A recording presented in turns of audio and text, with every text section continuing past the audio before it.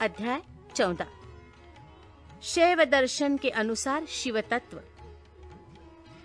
नहीं पढ़ना था। शैव दर्शन के अनुसार शिव तत्व, जगत प्रपंच और जीव तत्व के विषय में विशद विवेचन तथा शिव से जीव और जगत की अभिन्नता का प्रतिपादन।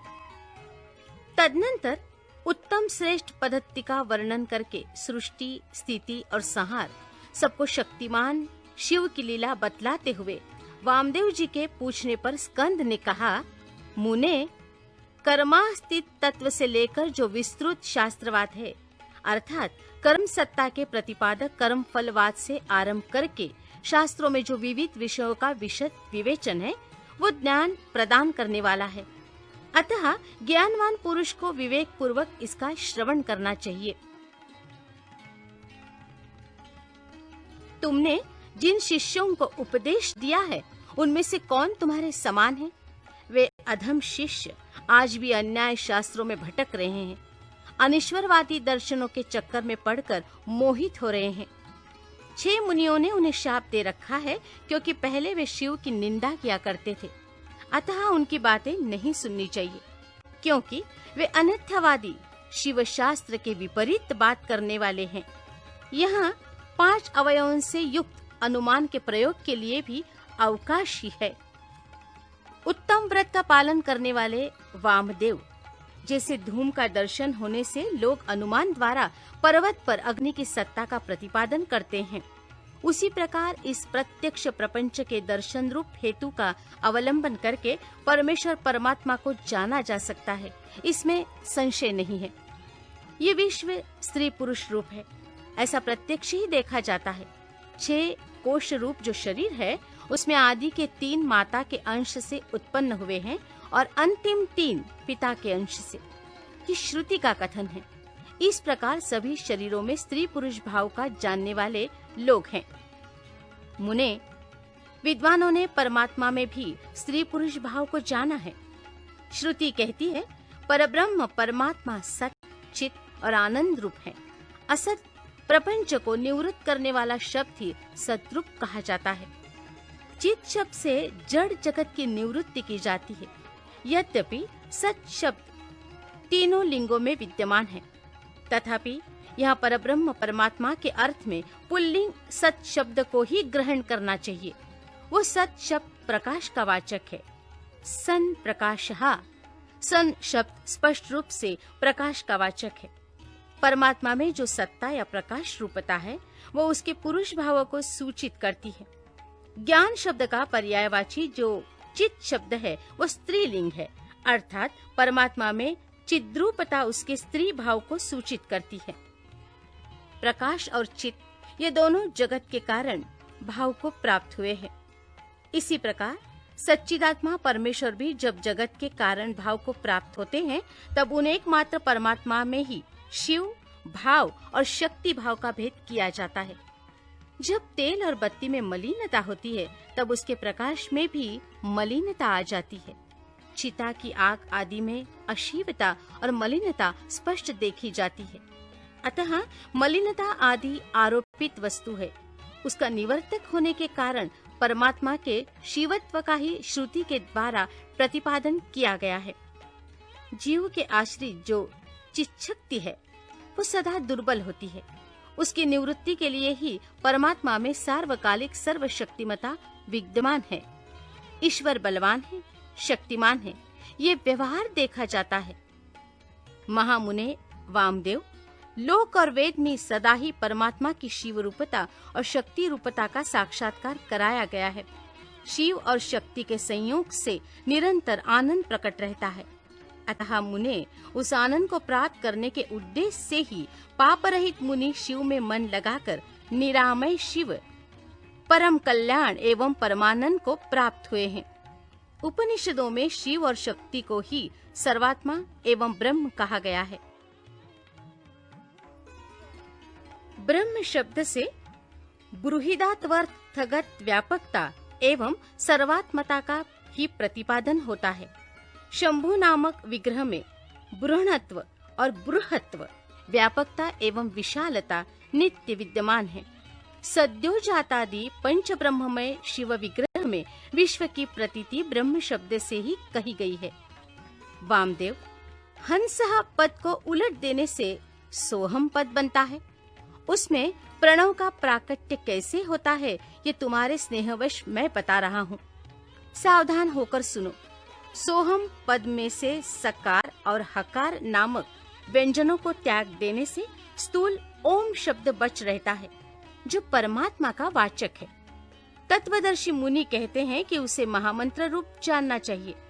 उसमें जो सूक्ष्म महामंत्र है उसका उद्धार मैं तुम्हें बता रहा हूँ। हंसः पद में 3 अक्षर हैं, ह, अ, स। इन तीनों में जो अ है वो 15वें अनुस्वार और 16वें विसर्ग के साथ है। सकार के साथ जो अ है वो विसर्ग सहित है। वो आदि सकार के साथ ही उठकर हंग के आदि में चला जाए तो हंसा के विपरीत सोहम ये महामंत्र हो जाएगा।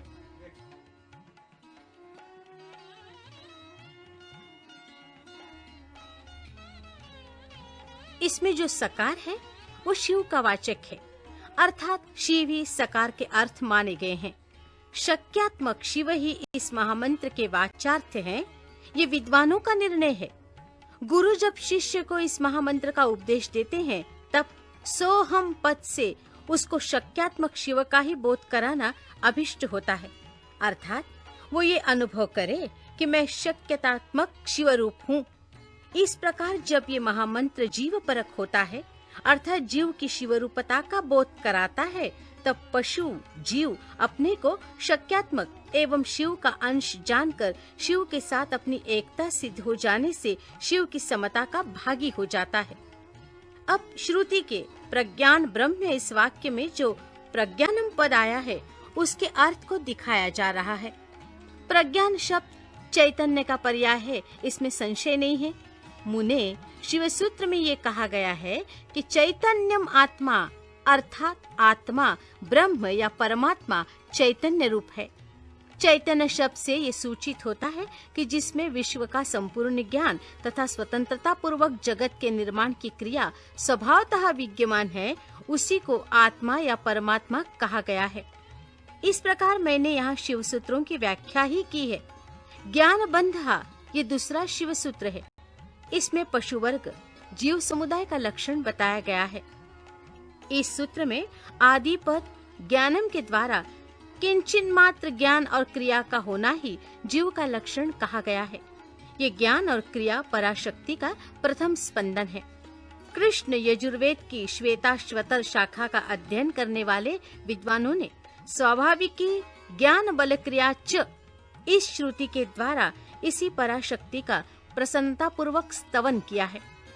भगवान शंकर की 3 दृष्टियां मानी गई हैं, ज्ञान, क्रिया और इच्छा रूप।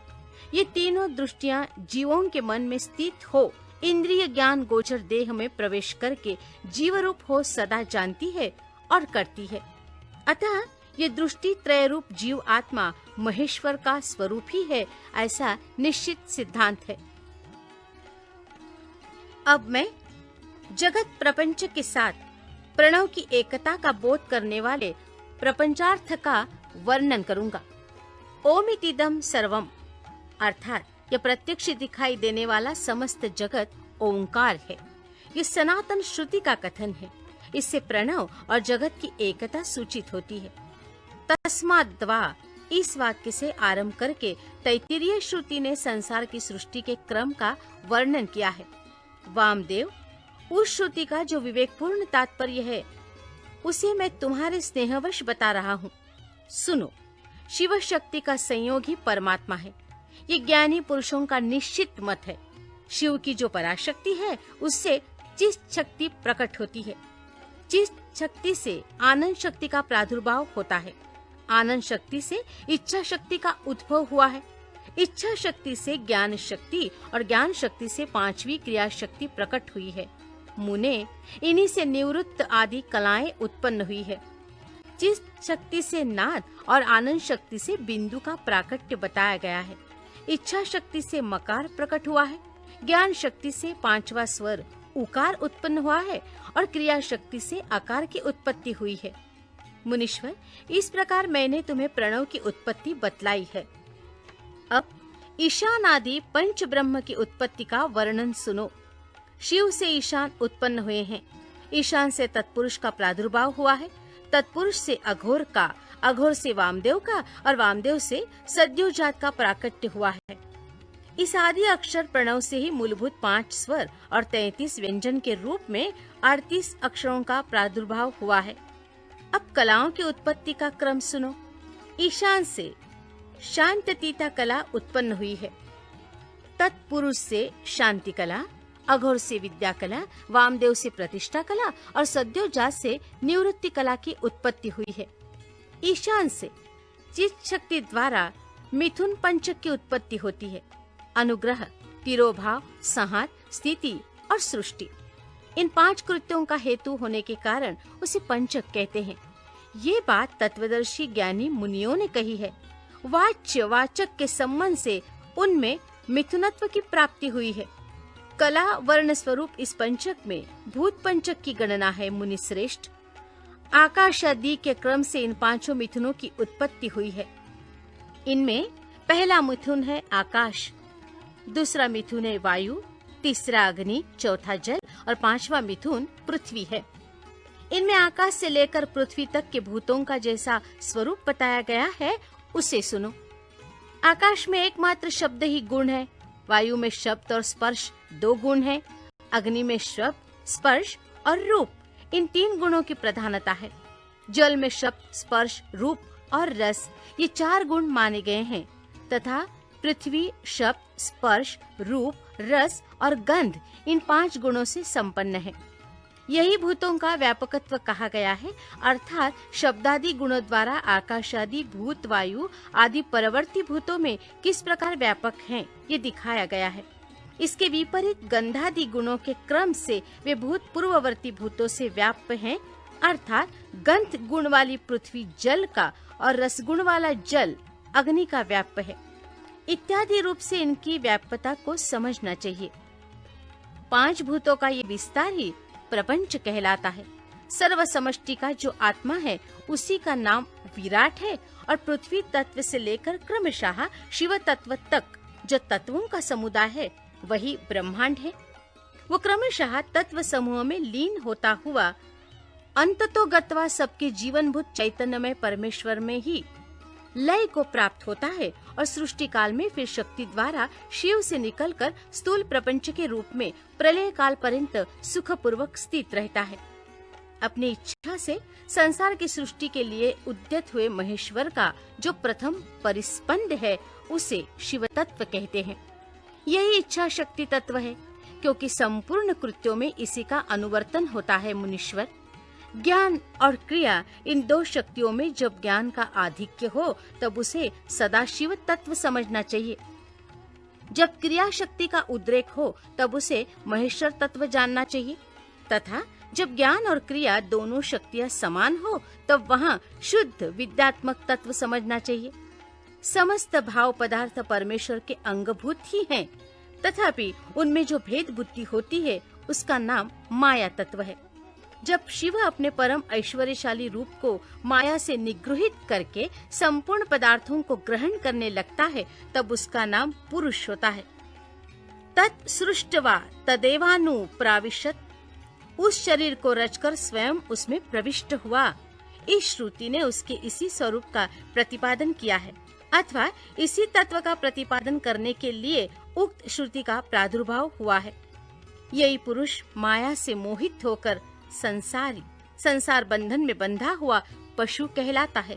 शिव तत्व के ज्ञान से शून्य होने के कारण उसकी बुद्धि नाना कर्मों में आसक्त हो मूढ़ता को प्राप्त हो जाती है। वो जगत को शिव से अभिन्न नहीं जानता तथा अपने को भी शिव से भिन्न ही समझता है। प्रभु, यदि शिव से अपनी तथा जगत की अभिन्नता का बोध हो जाए तो इस पशु जीव को मोह का बंधन न प्राप्त हो। जैसे इंद्रजाल विद्या के ज्ञाता बाजीगर को अपनी रची हुई अद्भुत वस्तुओं के विषय में मोह या भ्रम नहीं होता है, उसी प्रकार ज्ञानी योगी को भी नहीं होता। गुरु के उपदेश द्वारा अपने ऐश्वर्य का बोध प्राप्त हो जाने पर वो चिदानंद घन शिवरूप ही हो जाता है। शिव की 5 शक्तियां हैं। 1 सर्वकर्तृत्व रूपा, 2 सर्वतत्व रूपा, 3 पूर्णत्व रूपा, 4 नित्य स्वरूपा और 5 व्यापकत्व रूपा। जीव की 5 कलाएं हैं, 1 कला, 2 विद्या, 3 राग, 4 काल और 5 नियति। इन्हें कला पंचक कहते हैं। जो यहाँ 5 तत्वों के रूप में प्रकट होती है उसका नाम कला है, जो कुछ कुछ कर्तृत्व में हेतु बनती है और कुछ तत्व का साधन होती है। उस कला का नाम विद्या है। जो विषयों में आसक्ति पैदा करने वाली है उस कला का नाम राग है। जो भाव पदार्थों और प्रकाशों का भासनात्मक रूप से क्रमशः अवच्छेदक होकर संपूर्ण भूतों का आदि कहलाता है, वही काल है। ये मेरा कर्तव्य है और ये नहीं है। इस प्रकार नियंत्रण करने वाली जो विभुक्ति शक्ति है उसका नाम नियति है। उसके आक्षेप से जीव का पतन होता है। ये 5 ही जीव के स्वरूप को आच्छादित करने वाले आवरण हैं। इसलिए पंचकज्जुक कहे गए हैं। इनके निवारण के लिए अंतरंगः साधन की आवश्यकता है।